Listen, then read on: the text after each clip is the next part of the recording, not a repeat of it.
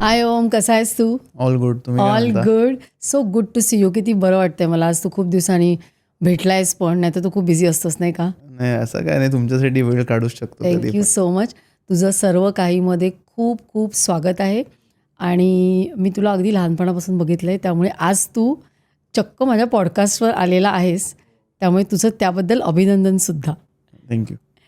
तर आता ओम, तू 2019 आणि 20 2 वर्ष तू मुंबई इंडियन्सबरोबर नेट बॉलर म्हणून होतास नाही का?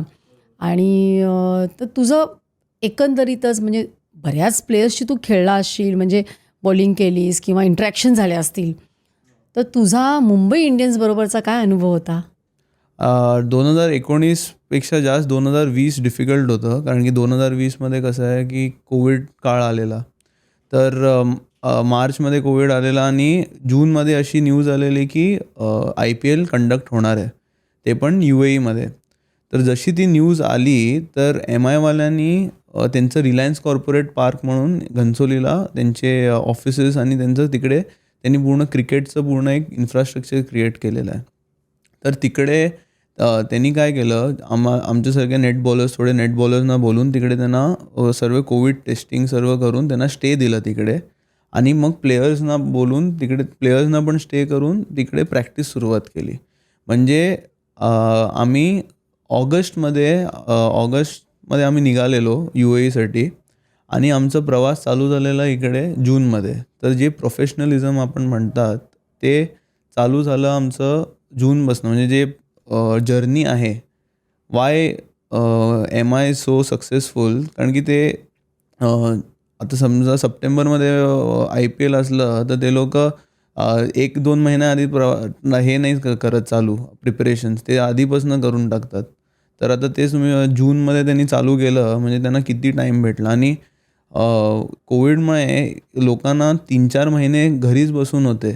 तेच आता त्यांनी समजा एखाद महिना आधीच चालू केलं असतं तर प्लेयर्स मग त्यांची प्रॅक्टिस कमी पडली असती, जे त्यांनी व्हायला दिली नाही. आणि सर्व काय त्यांचं जे फॅसिलिटी आहे रिलायन्स कॉर्पोरेट पार्कमध्ये, सर्व टॉप नॉच फॅसिलिटी आहे. म्हणजे तुम्ही म्हणणार की इंटरनॅशनल स्टँडर्ड्सपेक्षाही बरे त्यांनी फॅसिलिटीज तिकडे दिलेले आहेत. राईट फ्रॉम पिचेस टू पवेलियन्सपासून सर्वामध्ये त्यांनी काही कॉम्प्रोमाइज केलेला नाही. मग तू मुंबई इंडियन्स हे 5 वेळा मला वाटतं जिंकलं नाही का? बरोबर. म्हणजे त्यांची पण त्याच्यामध्ये पॅशन आहे, पण प्रेशर असतं का रे तुमच्यावर मग त्यांचं? नाही, प्लेयर्सवर हे बघा, तिकडे कसं आहे, MI एक अशी फ्रँचाईज आहे की जिकडे तुम्हाला समजा 2 गोष्टीची गरज असणार, तर तुम्हाला ते 5 गोष्टी प्रोव्हाईड करणार. ठीक आहे. त्यांना त्यांना हे नाही आहे, त्यांना फक्त प्लेयरचा वेलफेअर पाहिजे असतो आणि ते लोकं प्रेशराईज करत नाही. पण काय प्लेयर्सना स्वतःवर प्रेशर थोडा असतो, जे असायला पण पाहिजे. कारण की ते एक प्राईस टॅगसोबत येतात. जे मोठे प्लेयर्स आहेत त्यांना आता समजा एक 10-15 कोटीचा कोण प्लेयर ऑक्शनमध्ये जातो, तर त्याला पण असते ना, की स्वतःहून आतून असते त्याला, की मी पण फ्रँचायझीसाठी चांगलं परफॉर्म केलं पाहिजे. तर लोकं आणि त्या एका लेव्हलनंतर तुम्हाला माहीत आहे, की तुमचा गेमच तुम्हाला अजून बरं करू शकतो किंवा अजून वरती पोहोचू शकतो. तर प्लेयर्स पण तशीच प्रॅक्टिस करतात. दॅट्स द रिझन ते आता एवढं टॉप लेव्हलचं क्रिकेट खेळतायत. पण मग तू जेव्हा मुंबई इंडियन्स बरोबर होतास, तेव्हा कुठल्या कुठल्या प्लेयर्स बरोबर तुझी इंटरॅक्शन झाली?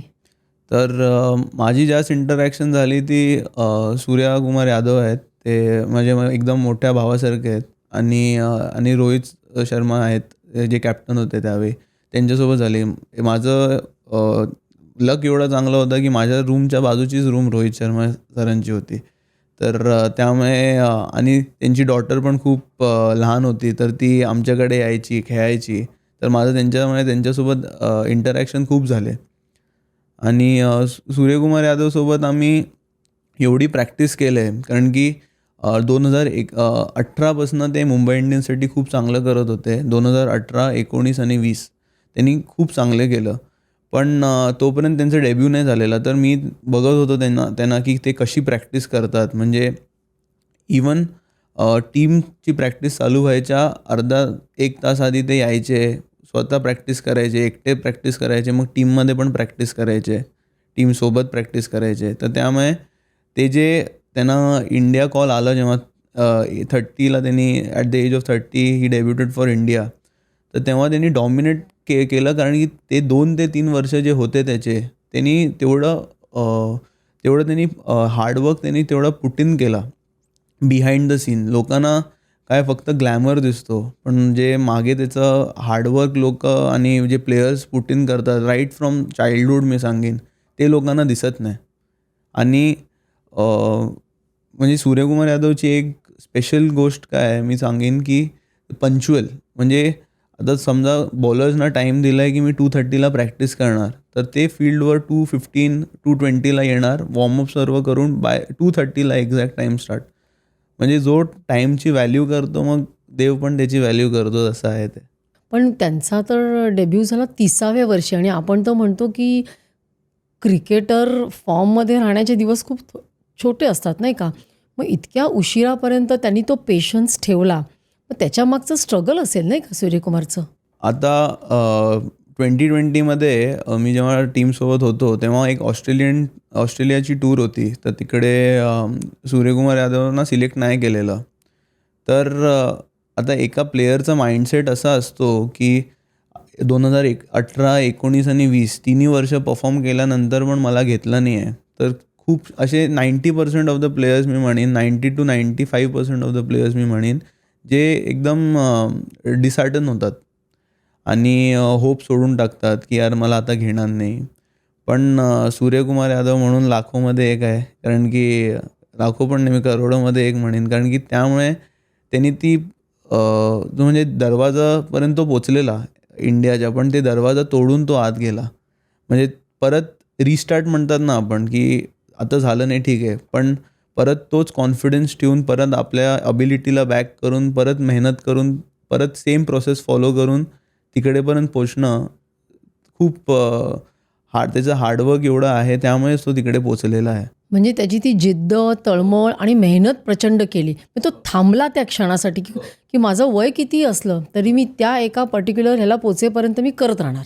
त्याचं एकच गोल होता की कन्सिस्टंट राहायला पाहिजे. बाकी तर परफॉर्मन्स केलं पाहिजे. बाकी सिलेक्शन त्याच्या हातात नाही. जे कंट्रोलेबल आहे तो कंट्रोल करत होता. बाकी जे आहे ते देवाची कृपा म्हणायची आणि चालायचं, म्हणून त्याचं हे निर्णय होतं.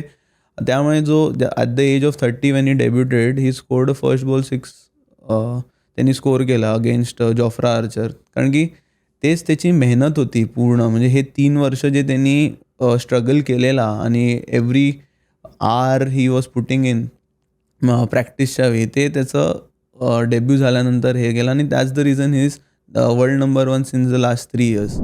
ही क्लिप शेवटपर्यंत बघितल्याबद्दल खूप खूप धन्यवाद. संपूर्ण एपिसोड बघण्यासाठी खाली दिलेल्या लिंकवर क्लिक करा आणि सर्व काही चॅनलला सबस्क्राईब करायला विसरू नका.